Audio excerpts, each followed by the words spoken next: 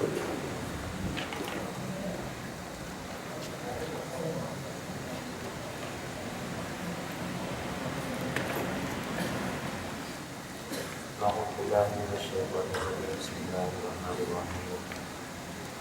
Assalamualaikum warahmatullahi wabarakatuh.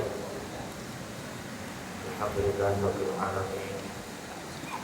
Bihi nasta'in ala umuri dunya wa din. Allahumma shalli wa sallim ala nabiyyina Mustafa sallallahu alaihi wasallam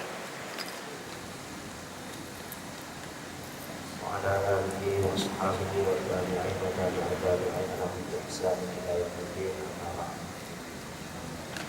Insyaallah kita sambung ke surat 102. Betul kan? Banyak dah umumnya tuan-tuan kita baca kita ni lebih 100 surat. Di bawah tajuk ilmu. Qala al-muallif rahimahullahu ta'ala Syekhina Syekh Abdul Qadir Isa rahimahullahu ta'ala wa nafa'na bi'ulumihi fid dharain amin. Al-ilmu, di bawah tajuk ilmu. Kata Syekh, ilmu adalah asas amalan. Nak beramal, nak ada asas dia. Beramal tanpa asas, amalan kita tidak akan ke mana-mana. Macam orang nak buat rumah, asas dia tiang. Jadi kalau ada tiang, jadilah rumah itu rumah yang elok. Kalau tak ada tiang, rumah itu tak akan kemana juga. Mungkin tak lama akan runtuh, ya. Jadi ilmu asasnya amalan. Tak ada ilmu adalah asas kepada amalan. Jadi nak beramal tanpa ilmu, amalan kita tidak akan diterima oleh Allah Subhanahu wa taala. Seperti mana yang telah kita sebut sebelum ini, syarat untuk amalan kita diterima oleh Allah Subhanahu wa taala secara ringkasnya ada dua. Yang pertama, amalan itu mesti bertepatan dengan syariat. Amalan mesti bertepatan dengan syariat. Nak bagi selari dengan syariat agama Allah Subhanahu wa taala, kita kena belajar. Belajar itulah yang dikatakan ilmu. Yang kedua, bila kita belajar, kita beramal seperti mana yang dikehendaki oleh agama. Yang kedua, kita perlu kepada keikhlasan. Ikhlas, baru amalan kita akan diterima oleh Allah Subhanahu wa taala. Ini ringkasnya. Kalau buat ikut suka hati kita, dari segi fiqhnya, bila tidak sah, amalan itu tidak akan diterima oleh Allah.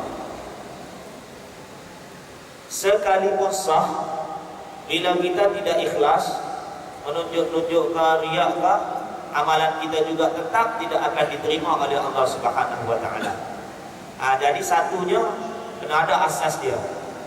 Nak beramal, nak buat amal ibadat, kena ada asas dia, iaitu ilmu.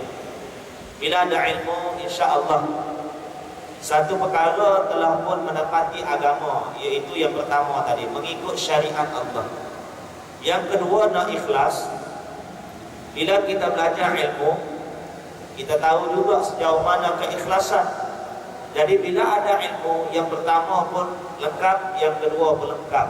Bila dua-dua lengkap, bertepatan dengan syariat, yang kedua boleh ikhlas, maka dua-dua itu adalah menepati agama kita.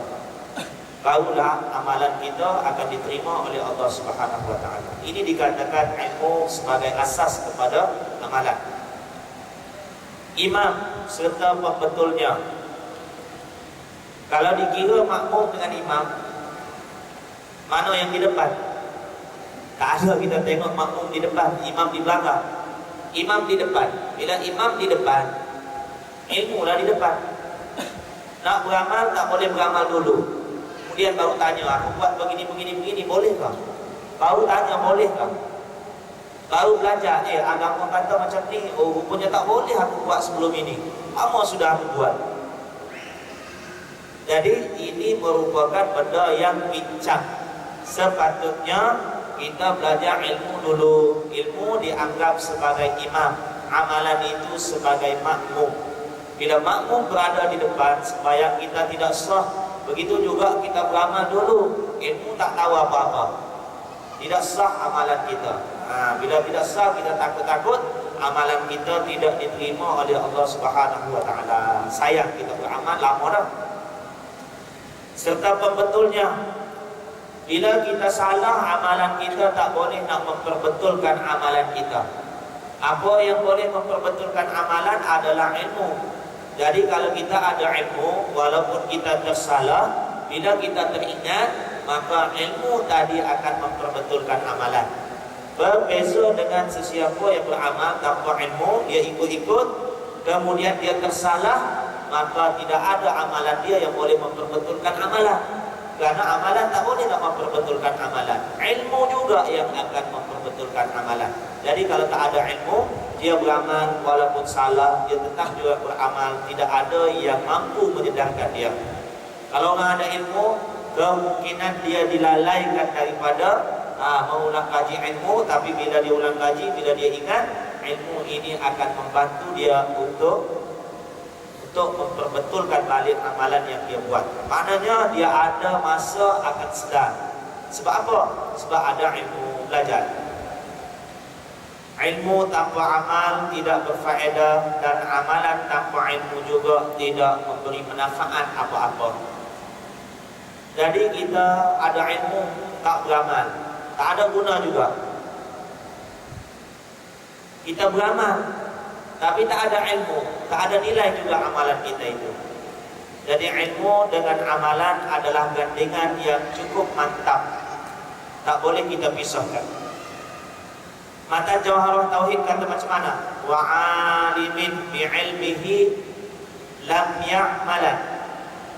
Bolehlah letak baris ya. Wa alimin bi'ilmihi lam ya'malan mu'adzabun min qabli ubbadil wathan. Orang alim, wa alimin bi'ilmihi, dengan ilmunya, lam ya'malan, tidak dia beramal. Orang alim yang tidak beramal dengan ilmu, dia tahu dia ada ilmu tapi dia tak beramal dengan ilmu. Mu'adzabun, dia diazab. Min qabli, min daripada qabli sebelum. Ubbadil wathan, ubbad penyembah al-wathan berhala. Orang yang ada ilmu tapi dia sengaja tidak beramal, dia akan diazab sebelum penyembah berhala diazab. Maknanya dia lagi duluan diazab daripada orang-orang kafir yang tak tahu apa-apa. Apa alasannya mereka diazab sebelum penyembah berhala diazab? Penyembah berhala dia tak tahu, yang ini pula tahu tapi tidak beramal. Azabnya lebih duluan daripada penyembah berhala. Alasan dia, ulama bagi kullu man bi ghairi ilmin ya'mal, kerana semua orang yang beramal, kullu semua, man sesiapa, bi ghairi ilmin tanpa ilmu, ya'mal dia beramal. Semua orang yang beramal tanpa ilmu, tak ada ilmu tapi amalannya banyak. Sembahyang sunat itu buat, sembahyang sunat itu buat, berzikir buat, banyak lagi amalan-amalan yang dia lakukan, tapi ilmunya dia tak tahu. Ikut-ikut. A'maluhu mardudatun, a'maluhu, amalan-amalannya.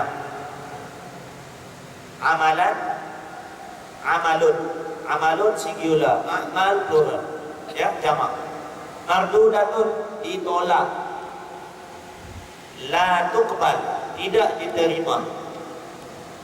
Di sisi Allah Subhanahu wa taala, kalau dia beramal sekalipun tanpa ada ilmu, amalan dia ditolak oleh Allah Subhanahu wa taala, tanpa diterima oleh Allah. Jadi kesian kita. Sekiranya kita beramal banyak-banyak, tiba-tiba tengok-tengok di hari akhirat nanti amalan kita tidak ada apa-apa. Kenapa jadi begitu? Sebab kita buat main ikut-ikut. Tidak mempunyai ilmu, maka amalan kita ditolak oleh Allah Subhanahu wa taala. Kesian. Ilmu dan amal adalah kembar yang tidak dapat dipisahkan. Kalau pisah, pincanglah, sengitlah dia, tak betul lah perjalanannya. Seseorang saling yang berjalan pada jalan keimanan, jalan mengenal Allah Subhanahu wa taala serta wusul kepada redha Allah, memang berhajat kepada ilmu dalam semua marhalah atau peringkat daripada peringkat-peringkat suluknya. Pada peringkat permulaan, belajar ilmu tasawuf berhajat kepada ilmu. Kerana mula-mula dulu kita baca kitab Habaib ni, at-tasawuf ilmun. Tasawuf itu sendiri adalah satu bidang ilmu. Jadi kalau tak belajar, lepas tu nak jadi sufi, itu bukan sufi namanya. Sebab itulah ulama-ulama tasawuf yang mu'tabar, bila dia bagi bai'ah ke, bagi talqin ke, perkara pertama yang perlu diajar kepada anak murid ialah ilmu. Dia tidak akan tinggalkan semata-mata untuk mengamalkan zikir sahaja. Kerana zikir semata-mata tidak akan cukup bagi seorang muslim. Jadi permulaannya mesti dengan ilmu, pertengahannya pun mesti ada ilmu, penghujungnya pun mesti ada ilmu. Sesiapa yang belajar tasawuf, ilmu untuk membersihkan hati, kemudian tidak mempelajari ilmu pada peringkat pertengahan dan juga hujung, dia senang disesatkan oleh syaitan laknatullah. Kenapa? Syaitan bukan tak cerdik. Syaitan ini dia cerdik, dia bijak. Mana-mana manusia yang bijak, dia hantar dia punya general yang bijak juga untuk memperdaya manusia. Jadi kalau manusia yang lalai, dia tidak akan hantar yang power-power. Manusia yang hebat, dia akan hantar muncul-muncul dia yang power-power. Tujuannya supaya menyesatkan manusia. Banyak sudah kita dengar cerita-cerita bagaimana manusia ini disesatkan oleh syaitan. Termasuk juga Nabi Adam kita dipujuk oleh syaitan. Nabi Adam tidak berjaya, dipaksa, dipujuk dengan cara memberi nasihat. Wa qasamahuma inni lakuma laminan nasihin. Syaitan bukan saja pujuk biasa-biasa, bersumpah lagi. Wa qasamahuma, syaitan bersumpah dengan Nabi Adam dan juga Siti Hawa. Inni, sesungguhnya aku, kata-kata penegasan, lakuma, terhadap kamu berdua, laminan nasihin, benar-benar, dua kali penegasan kata Allah Subhanahu wa taala. Sesungguhnya sekali, aku terhadap kamu berdua, la ni kata-kata penegasan kali kedua. Inna, sesungguhnya sudah, lakuma laminan nasihin, benar-benar memberi nasihat. Aku bagi nasihat saja. Dengan cara nasihat inilah Nabi Adam terpedaya. Maknanya ada manusia yang disuruh buat jahat, terus buat jahat. Ada manusia bila disuruh buat jahat, dia tak buat jahat, dia ingat pada agama. Tapi bila bagi nasihat, dia pun berfikir, betul juga, rupanya dia ditipu. Macam mana kita nak tahu kita ditipu? Syaitan, kita pernah kenal tipu daya syaitan. Nak tak nak, ilmu juga yang akan membantu kita. Pada permulaan sains, dia perlu belajar ilmu-ilmu akidah. Tak cukup dengan kita belajar ilmu tasawuf sahaja. Nak jadi baik, nak jadi beriman kepada Allah, mula-mula akidah keimanan kita kepada Allah Subhanahu wa taala mesti mantap dah. Syekh sebut tajuk ilmu ni, kenapa? Dalam cetakan pertama tak ada pun tajuk mengenai ilmu ini, tidak dimasukkan ke dalam kitab Habaib Anit Tasawuf. Kemudian setelah berlaku penambahbaikan, Syekh masukkan tajuk ilmu ini ke dalam tajuk, buat satu tajuk walaupun pendek untuk menolak kata-kata yang menyatakan bahawa orang-orang sufi ini tidak menitik beratkan tentang ilmu. Jadi ada juga yang cakap begitu. Sedangkan Syekh karang kitab dia ini adalah untuk memperbetulkan tanggapan yang salah terhadap tasawuf, bukan terhadap ilmu. Nak menceritakan tentang tasawuf ini adalah ilmu yang disyariatkan. Mana-mana yang tak faham tentang tasawuf boleh rujuk di sini, bukan nak membicarakan tentang ilmu. Tapi oleh kerana ada tomahan-tomahan untuk cetakan yang kedua dan seterusnya, maka Syekh letak lagi satu tajuk, ilmu, supaya manusia faham inilah kedudukan ilmu di sisi kaum-kaum sufi.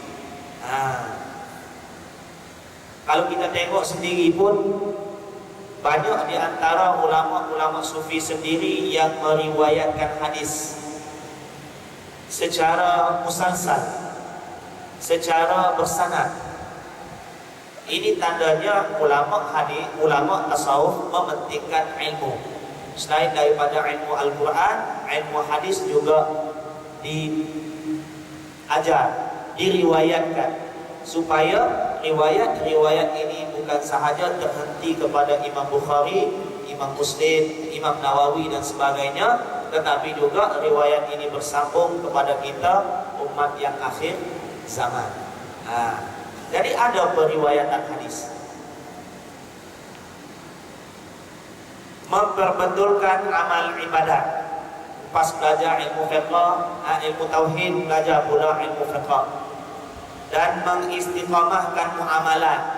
Dalam muamalat kita tidak menipu. Ini kena betul dulu. Riba kita tidak makan. Perniagaan kita tidak menipu. Kehidupan kita jauh daripada benda-benda yang haram secara jelas. Setelah kita belajar tauhid, belajar fiqh, muamalat-muamalat kita seharian dengan keluarga kita, dengan sahabat handai kita, jiran tetangga kita mesti betul dulu. Dalam perjalanan suluk pula dia berhajat kepada ilmu tentang keadaan hati, perbaikan akhlak dan penyucian jiwa. Lepas itulah baru belajar ilmu tentang penyucian jiwa. Maknanya ada keutamaan masing-masing. Ilmu tauhid ini tidak boleh langsung dipikirkan. Lepas tu belajar fiqh, lepas tu belajar tasawuf, baru lengkap kehidupan kita. Oleh itu kata Syekh, mencari ilmu yang wajib diketahui merupakan noktah asasi terpenting dalam metodologi amali ilmu tasawuf. Belajar ilmu yang kita wajib belajar.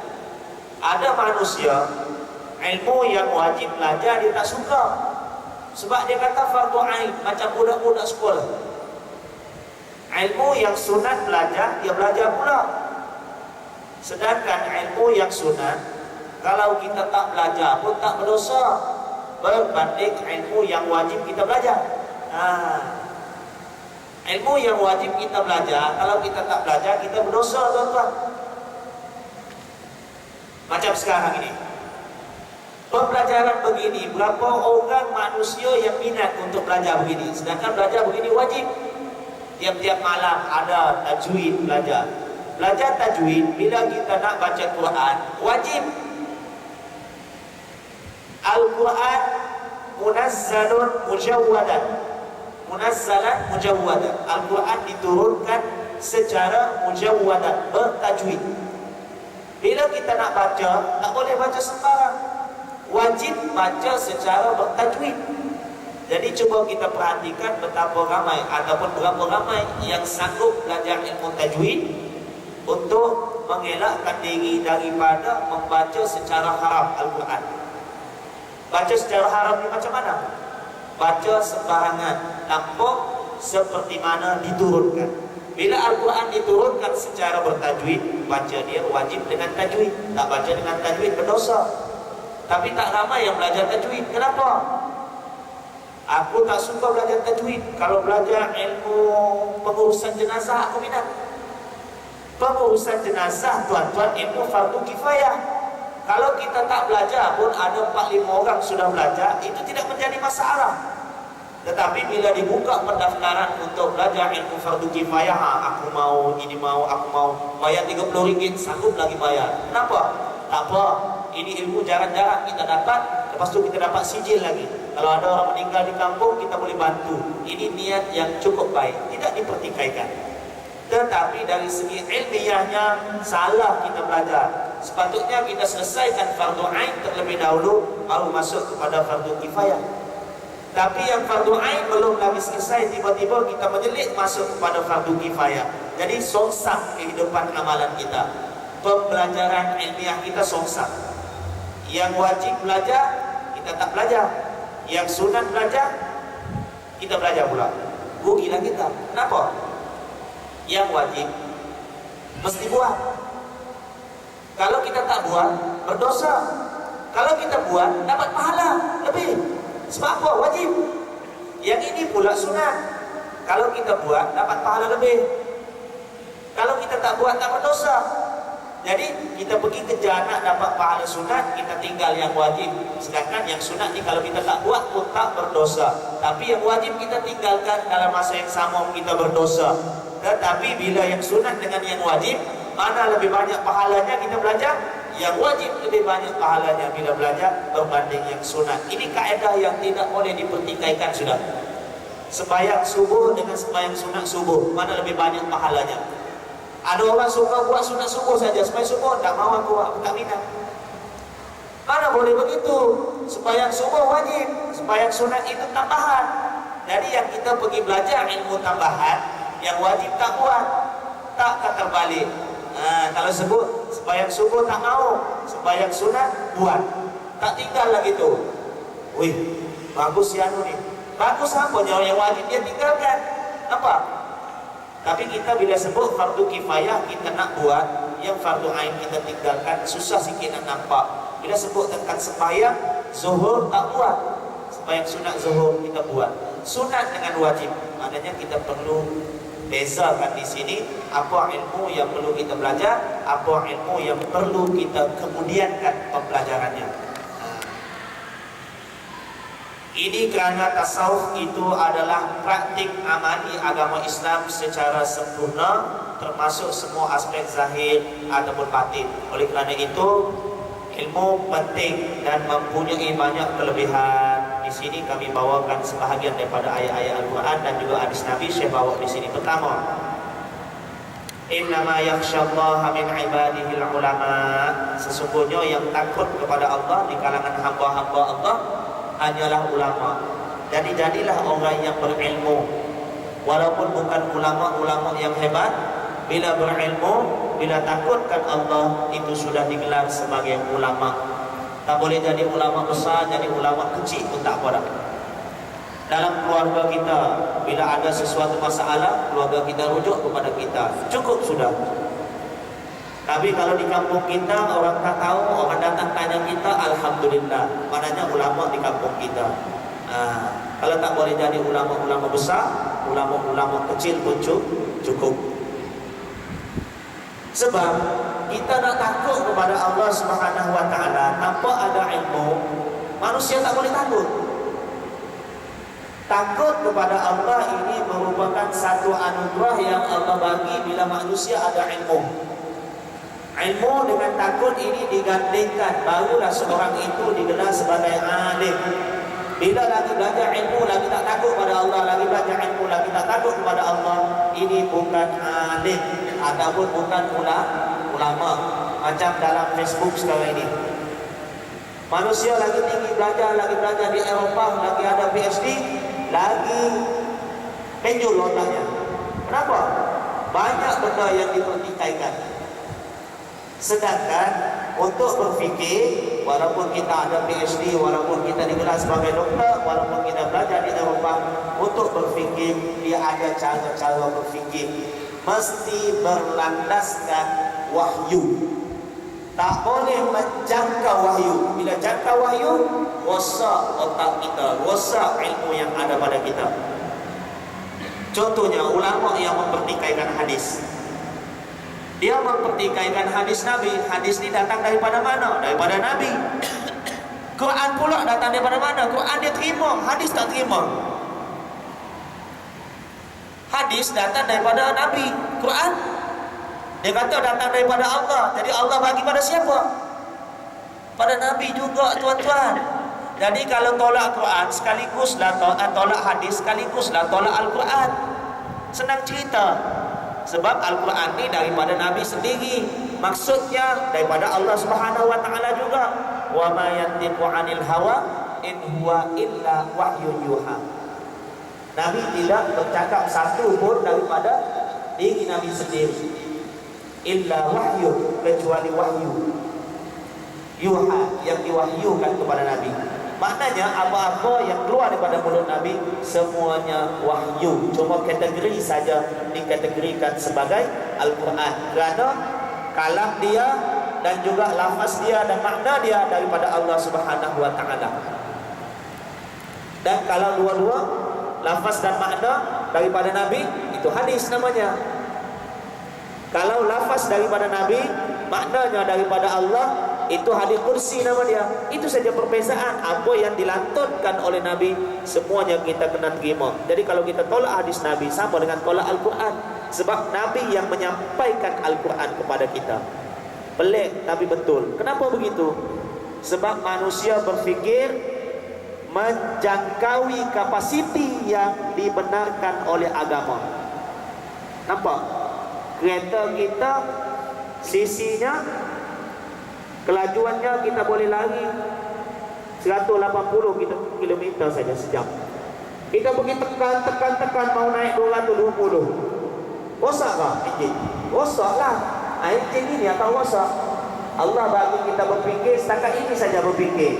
Nak lebih lagi, wahyu, kau kena tengok wahyu. Bila tak tengok wahyu, guna otak, ini akan jadi rosak. Nampak? Sebab itulah ada yang sanggup hutang, ada yang sanggup keji maki Allah Subhanahu wa taala dalam Facebook. Ini tidak patut berlaku. Semuanya kerana berfikir di luar batasan otak manusia.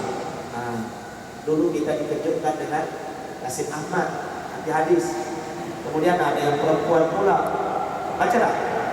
Yang perempuan yang mengutuk Allah Subhanahu wa taala. Kemudian ada saya baca tadi pula, ada lelaki pula seorang lagi.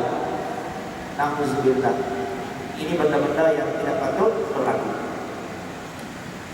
Firman Allah lagi, saya beritahu yang kedua, hal yastawil ladina ya'lamuna wal ladina la ya'lamun. Semua ayat ini kita biasa dengar, besar-besar kupas, ya.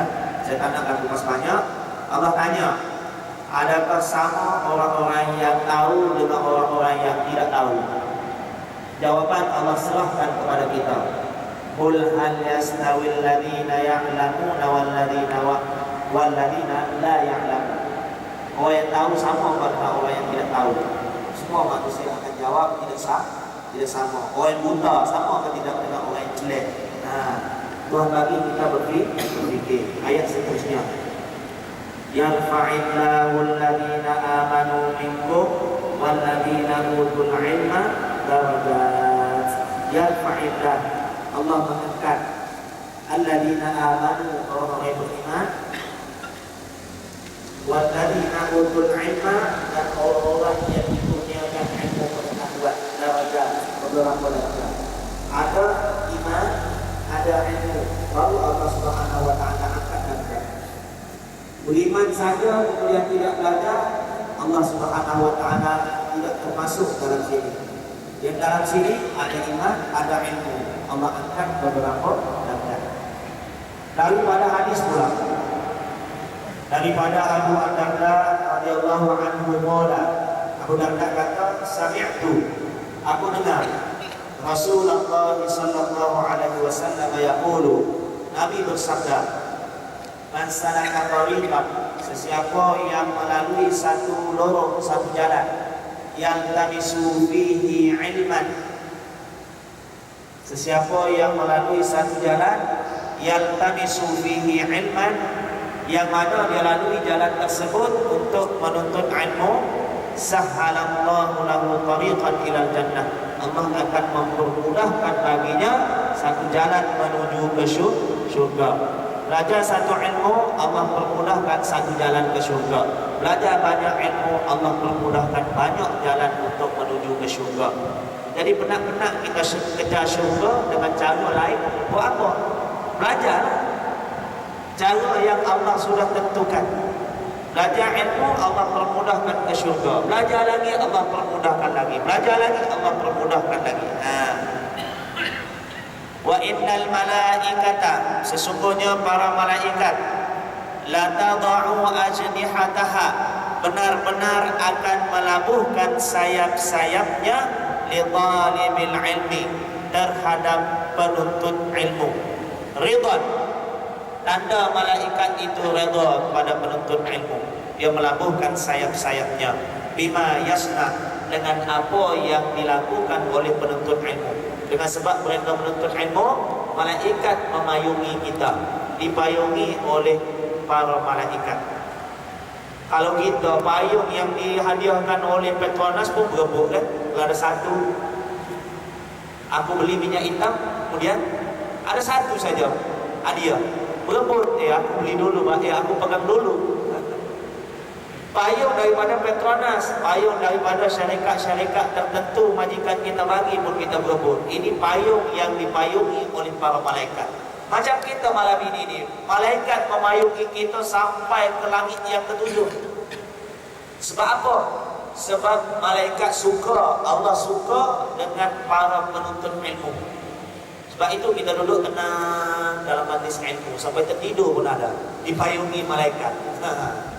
Takkan sampai begitu kan? Yang tidur tu lain pula. Ridwan bima yasna, kerana malaikat redha, malaikat suka dengan apa yang dilakukan oleh penuntut ilmu. Penuntut ilmu ni bukan senang. Belajar, menulis, balik, ulang kaji. Wa innal alim, ini yang kedua pula kelebihannya. Orang alim la yastaghfira lahu man fis samawati wa man fil ardi, benar-benar akan meminta ampun kepada penuntut ilmu. Siapa minta ampun? Man fis samawati wa man fil ard, siapa-siapa yang ada di langit. Wa man fil ard, dan siapa-siapa yang ada di bumi ni minta ampun. Hatta al-hitan fil ma, sehingga kan ikan di dalam air pun minta ampun kepada orang yang berilmu. Semua yang ada di langit, biasanya apa yang ada di langit selain daripada para malaikat, ada juga makhluk-makhluk Allah yang jamadat, yang tidak bernyawa, seumpama awan, angin. Itu yang berada di langit. Dan yang berada di bumi, semua yang berada di bumi, manusia saja lalai, tumbuh-tumbuhan, rumput rampai, minta ampun kepada Allah Subhanahu wa taala supaya Allah ampunkan dosa orang-orang yang alim. Hatta al-hitanu fil ma, sehingga kan ikan yang berada di dalam air pun minta ampun untuk orang yang berilmu. Sebab itu Allah permudahkan jalan ke syurga. Bila minta ampun, makhluk-makhluk yang tidak punya dosa minta ampun untuk kita. Para malaikat tak pernah buat kesalahan, minta ampun untuk kita. InsyaAllah Allah akan ampun. Bila habis dosa kita sudah, senanglah masuk syurga. Ini jalan yang telah dilorongkan kepada penuntut ilmu. Lagi kelebihan orang yang berilmu. Wa fadlul alimi 'alal 'abidi, dan kelebihan orang alim ke atas orang yang beramal ibadat. Abid ni ahli ibadat. Dia belajar sikit, tahu sudah dia beramal, sah sudah beramal, dia pun buat amal ibadat. Rajin sangat, tekun beramal ibadat. Nabi kata kelebihan orang alim berbanding ahli ibadat kafadlil qamar ala sairil kawakib, seperti lebihnya bulan berbanding seluruh bintang-bintang. Kalau kita tengok di langit tak nampak tuan-tuan bintang-bintang ni yang kita tengok, mana bulan? Ini bulan. Tak nampak pun, tengok di langit, bintang. Sebab apa? Bulan lagi besar, lagi bercahaya, lagi menawan bila ditengok. Begitulah juga orang alim berbanding orang yang buat amal ibadat. Walaupun orang yang buat amal ibadat itu mempunyai keistimewaan di sisi Allah, tapi orang yang alim jauh lebih istimewa di sisi Allah Subhanahu wa taala. Dan Allah, Nabi tegaskan di sini, wa innal ulama warathatul anbiya, sesungguhnya para alim, ulama itu pewaris para nabi. Orang yang mewarisi ilmu agama daripada Nabi adalah alim ulama. Wa innal anbiya lam yuwarrithu dinaran wala dirhaman. Sesungguhnya para nabi tidak mewarisi dinar, uang emas, wala dirhaman, dan tidak juga dirham, uang perak. Wa innama warrathul ilma, akan tetapi yang para nabi wariskan kepada generasi selepas mereka yang sempat bersahabat dengan nabi adalah al-ilma. Mereka mewarisi ilmu. Faman akhadahu, sesiapa yang mengambil ilmu, menuntut ilmu, akhadha bihadzin wafir, sesungguhnya mereka mengambil keuntungan yang begitu banyak.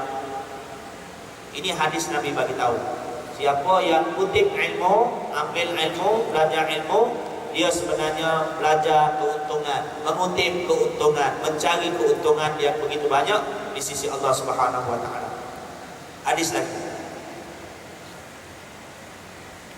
daripada Abu Dzar radhiyallahu anhu qala, Abu Dzar kata, qala Rasulullah sallallahu alaihi wasallam, Nabi pernah bersabda, ya Abu Dzar, Nabi sebut kepada Abu Dzar, wahai Abu Dzar, la antaghdu, kamu bangun pada waktu pagi, apa yang kamu buat? Fata'allama, kamu bangun waktu pagi, fata'allama, lalu kamu belajar ayatan min kitabillah, satu ayat daripada kitab Allah Subhanahu wa taala, satu daripada ayat Al-Quran kita belajar. Khairul laka, lebih baik bagi engkau wahai Abu Dzar, min an tusalliya mi'ata raka'ah, lebih baik bagi engkau belajar satu ayat lagi daripada engkau sembahyang sunat 100 rakaat. Bagus lagi belajar ilmu daripada sembahyang sunat 100 rakaat. Kenapa? Kalau ada ilmu sembahyang sunat 2 rakaat pun bila berkualiti nilainya tinggi di sisi Allah. Tapi cuba kita bayangkan, sembahyang sunat 100 rakaat, tiba-tiba riya. Habis. Riya ada tak lagi pahala? Tak ada sudah. Habis. Kenapa? Tak ada ilmu. Jadi abid dengan alim jauh lebih bagus alim berbanding abid. Tapi kalau alim lagi, abid lagi, Masya Allah, dua-dua. Wala antardu, dan kamu bangun pada waktu pagi, fata'allama baban minal ilmi, lalu kamu belajar satu bab. Tadi satu ayat, ini satu bab, lebih banyak lagi daripada yang tadi. Ulima bihi, kamu amalkan dengannya, aulam yu'mal bihi, ataupun belum lagi diamalkan. Khairul laka min an tusalliya alfa raka'ah, lebih baik bagi kamu daripada sembahyang 1000 rakaat. Tadi 100 rakaat, belajar satu ayat, ini belajar satu bab, lebih baik daripada sembahyang 1000 rakaat. Jauh tuan-tuan beza. Kadang-kadang di kalangan kita bagus sembahyang yang wajib, puasa yang wajib, tutup aurat dan sebagainya, ada amalan-amalan yang ditambah, tetapi tidak pernah menghadiri majlis-majlis ilmu, tidak pernah mendengar majlis-majlis ilmu yang disampaikan. Jadi bila tak pernah mendengar, kadang-kadang benda-benda begini rugi. Buat amalan tamu sudah, tiba-tiba tahu-tahu salah. Berapa banyak cuba kita fikir, kita orang biasa yang sebelum ini tak belajar, tiba-tiba Allah bagi hidayah kepada kita belajar ilmu agama di masjid. Jadi kita belajar tauhid, kita belajar fiqh, kita belajar tafsir, kita belajar mantik itu ini. Kemudian berapa banyak yang kita fikir-fikir, apa yang kita buat sebelum ini tidak sama dengan apa yang disebut oleh agama. Banyak juga kan. Jadi begitulah manusia yang berada di luar sana yang belum diberi hidayah oleh Allah Subhanahu wa taala. Mereka tak cari.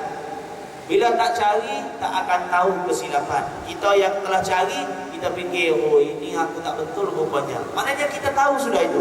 Kita ada sudah ilmu. Jadi benda-benda begini, kadang-kadang amalan kita yang dulu-dulu, kita rasa macam ruginya aku, sia-sianya aku. Kalau aku buat begini lagi banyak pahalanya.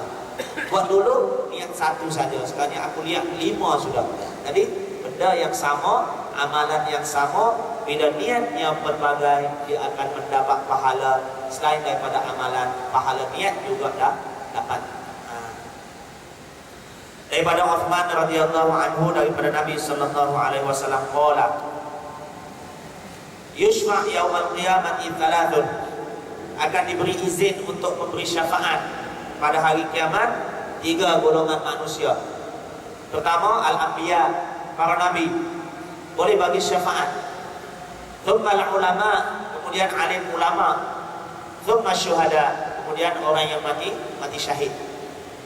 Betapa mulianya golongan alim ulama diletakkan selepas para nabi, dan betapa mulianya para syuhada diletakkan selepas alim ulama, orang yang berjihad, berperang fi sabilillah. Jadi apa kena dengan kita? Kadang-kadang kita kutuk alim ulama, nak dapat syafaat daripada alim ulama macam mana? Alim ulama boleh bagi syafaat, yang masuk neraka boleh kasih kita masuk syurga. Siapa yang bagi izin? Allah Subhanahu wa taala yang bagi izin, tuan-tuan. Tiba-tiba kita dengan Nabi okey, tapi dengan alim ulama pula kadang-kadang celupar. Macam mana nak dapat syafaat daripada alim ulama? Jadi ini kita kena fikir. Orang yang diberi syafaat, pertama para nabi, kemudian kedua para alim ulama, yang ketiga para syuhada. Nak jadi orang mati syahid macam mana? Berperang. Berperang yang macam mana? Karena agama, meninggikan kalimah Allah Subhanahu wa taala. Berperang dengan siapa? Orang kafir. Yang macam mana? Orang kafir yang menentang agama Islam, barulah boleh mati syahid. Daripada Ibnu Mas'ud, Abdullah Ibnu Mas'ud, Abdullah anak lelaki kepada Mas'ud radhiyallahu anhu qala, Ibnu Mas'ud kata, qala Rasulullah sallallahu alaihi wasallam, Nabi bersabda, idza aradallahu bi'abdin khairan, apabila Allah inginkan kebaikan kepada seseorang hamba, faqihhu fid din, Allah akan faqihkan dia di dalam agama, Allah akan alimkan dia di dalam agama. Maknanya di sini, kalau kepahaman kita di sebaliknya, kalau Allah tidak mahukan kebaikan kepada seseorang, Allah tidak akan bagi ilham, bagi petunjuk kepadanya untuk jadi faqih dalam agama. Allah tak bagi petunjuk kepada dia untuk belajar agama. Sebab apa? Sebab dia sendiri tak mau kebaikan, Allah tak bagi kebaikan kepada dia. Jadi bila Allah ingin kebaikan kepada seseorang, faqihhu fid din, Allah kasih dia alim dalam bidang agama. Wa alhamahu rusydahu, dan Allah mengilhamkan petunjuknya kepada dia. Dia berfikir, berkawan, kemudian dapat ilham, mau belajar juga. Apa tanda tu? Tanda Allah nak kebaikan kepada seseorang manusia itu.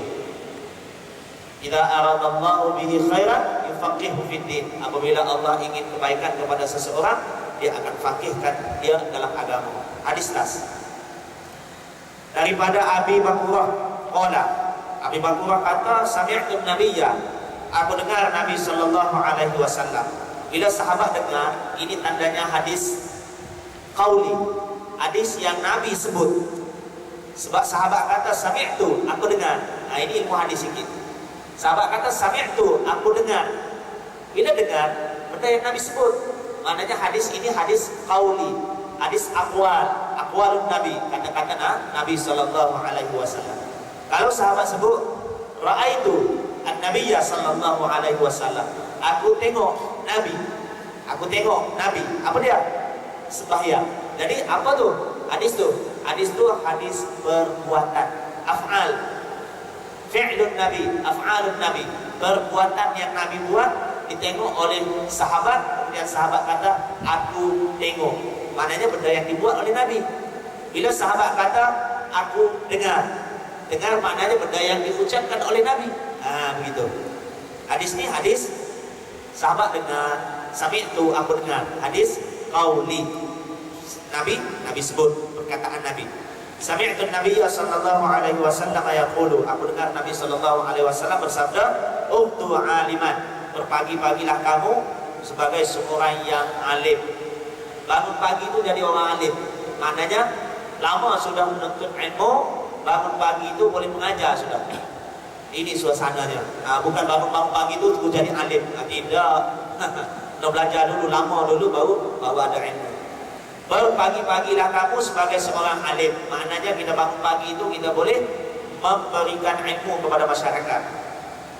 Aliman, orang alim. Au muta'alliman, ataupun yang kedua, orang yang muta'alliman, belajar. Kalau tak boleh jadi orang alim, seolah-olah Nabi kata jadi yang kedua, muta'alliman, jadi orang yang belajar. Orang alim dengan orang yang belajar lain. Orang alim dia boleh berkhidmat sudah.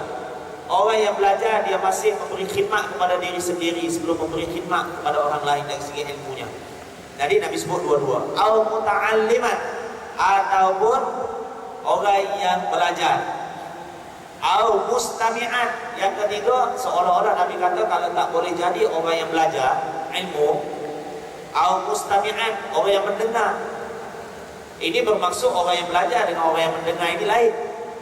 Orang yang belajar, dia ada bahan untuk belajar, dia ada penulisan, dia ada rujukan, dia ada ulang kaji. Orang yang mendengar, dia dengar, lepas tu dia fikir, balik rumah dia buat. Alhamdulillah. Maknanya orang mendengar guna telinga, orang yang belajar guna lebih daripada telinga. Ini maksud Nabi SAW. Jadi orang yang belajar dengan orang yang mendengar saja, dari segi kemuliaannya mulia lagi orang yang belajar daripada orang yang mendengar. Sebab apa? Ini Nabi buat ikut rentetan kemuliaan, ranking kemuliaan. Pertama sekali alim, yang kedua belajar, yang ketiga mendengar, yang keempat au muhibban, ataupun orang yang mencintai. Apa dia? Mencintai ilmu, mencintai majlis ilmu, mencintai orang alim, mencintai orang yang belajar, mencintai orang yang mendengar, termasuk semua itu. Wala takun al-khamisata, jangan kamu jadi orang yang kelima. Fatahliku, kamu akan binasa. Qala Atha kata, Atha ni tabi'in. Tabi'in kata qala li Ibnu Mas'ud. Tabi'in kata Ibnu Mas'ud kata, ziddana khamisatan. Kamu telah menambah kepada kami yang nombor 5. Kami dengar daripada Nabi tak ada nombor 5. Yang kami dengar, yang sahabat-sahabat lain yang dengar mungkin ada yang nombor 5. Jadi kami tak dengar yang nombor 5. Yang nombor 5 ni kami dengar riwayat daripada kamu. Yang kamu riwayat daripada sahabat lain, yang sahabat lain dengar daripada Nabi SAW. Apa dia? Yang nombor 5, lam takun indana. Yang nombor 5 ni kami tak dengar. Wal khamisatu, itu salah cetak, salah type betul. Wal khamasatu salah. Wal khamisatu, kha alif mim sita. Al-kha, kha tu yang panjang, bukan ma panjang. Salah tu. Wal khamisatu an tabghudha al-ilma wa ahlahu. Yang kelima yang jadi binasa ni macam mana? Kamu membenci ilmu serta ahli ilmu. Orang yang belajar ilmu dia tak suka, alim ulama dia tak suka, orang yang mendengar ilmu dia tak suka, orang yang buat majlis ilmu dia tak suka, orang yang suka pada ilmu pun dia tak suka kepada orang ini. Jahat betul ni. Sebab itu Nabi kata jangan kamu jadi orang yang nombor 5, binasa. Binasa kata Nabi SAW. Jadi hadis ni kalau nak huraikan panjang, ya, panjang, masa Isyak pun sudah masuk. Jadi kita sekali lagi baru habis tajuk penuntut ilmu ni. Kalau habis kalau tak habis kita sambung lagi insya-Allah. Belajar sikit-sikit, pelan-pelan pun belajar ilmu kita. Sekarang ni banyak sudah masuk tajuk yang ke berapa sudah, surat banyak sudah. Jadi pesanan sedikit daripada saya, daripada guru saya juga, belajar ilmu tasawuf bila digandingkan dengan amalan baru terasa. Bila digandingkan dengan amalan baru kita ada rasa. Kalau tak ada rasa, maknanya itu belum lagi kita beramal. Ilmu yang ada pada kita belum lagi kita laksanakan. Jadi saya nasihat untuk diri saya juga, belajar ilmu tasawuf kita sambil belajar sambil beramal ibadat, baru dia terasa ilmunya. Dia qulu qouli hadza astaghfirullahalazim li wa lakum. Wassalamualaikum warahmatullahi wabarakatuh. A'udzubillahi minasyaitonir rajim. Bismillahirrahmanirrahim. Alhamdulillahirabbil alamin. Wassalatu wassalamu ala asyrofil anbiya'i wal mursalin wa ala alihi washabbihi ajma'in. Rabbi shrah lana sudurana wa yassir lana ya Allah umurana wahlul 'uqdatam min lisanin yafqahu qawlana. Wa la tu'assir ya arhamar rahimin. Maulana ta'awum yang subhanallah wa tahiyyatu wa salam wa atuhu da'wana da'wana alhamdulillah rabbil alamin. Khabarallahu minkum. Insyaallah ada sedikit pengumuman untuk minggu depan. Kita akan ada selepas pengajian, kita akan ada perjumpaan di Dewan Diraja untuk kita sama-sama munaqasyah ilmiah dan sama-sama baca wirid juga ya, insyaallah. Jadi siapa-siapa yang berkelapangan nak ikut, bolehlah malam tu awal sikit takut perlu bunyi. Sekian terima kasih.